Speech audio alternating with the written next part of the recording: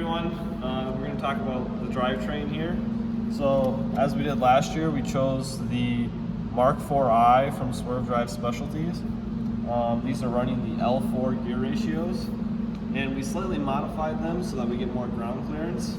This allows the note to travel both under the bumper and under the robot and not get stuck. And we think this will be a major part of this year's game, as if one of these foam notes gets stuck under your robot, it will be considered controlling, and you won't be able to score any other elements until it's no longer stuck under your robot. We got the performance treads on here. These are the black nitrile, and we are running 8 Falcon motors, 4 to do the swerving and steering, and 4 to do the actual driving. Here we have the climbing mechanism for our robot. We have 2 very heavily modified climbers in the box that we created these angled brackets with slots inside. The key advantage here is that as you start climbing the robot up and approach that chain, no matter where you fall on the chain, it's going to feed into that center slot and lock in. And now that you're locked into the bracket, you can't translate down the chain at all. So you'll have no worries of grabbing one side or the other side of the arc and sliding into the center. You're permanently locked where you attach to.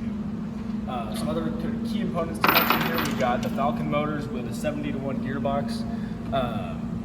And then we're using constant force springs up here in the top to do most of the upward motion to pull the brackets back up into the top. And we're using harpoon lines and a fairly simple winch-like mechanism down here in the bottom to pull the whole robot up into the chain. With modifying the climber in the box here, we have the inner part of the climber in the box and 2 3D printed bushings on either side, these pink guys that you can see here. And that's just taking up the slop so that way the bracket on the inside isn't kinking over to one side or the other and binding up in the travel.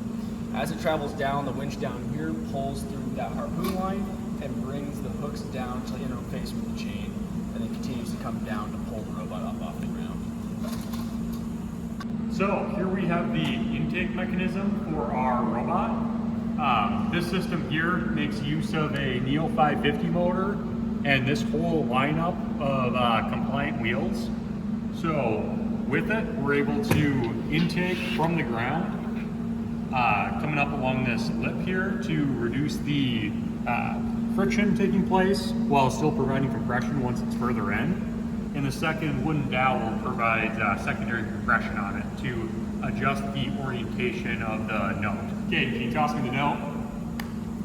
So this system here intakes it right like that, then brings it up, suck it in a little bit further, right like that. The second dowel on the bottom allows a control of the orientation of the top of the note. Without it, it was bowing down significantly, which led to this being further out, reducing the ability of the system to be able to feed it into the shooting mechanism, right like that. So with it, we just have a pneumatic actuator here for moving it up and down. On this whole bearing block set up here for affixing it to the frame of the system. The pneumatic system allows us to be able to control the speed of it, to slow that so we're not slamming it around and risking having the note fly out.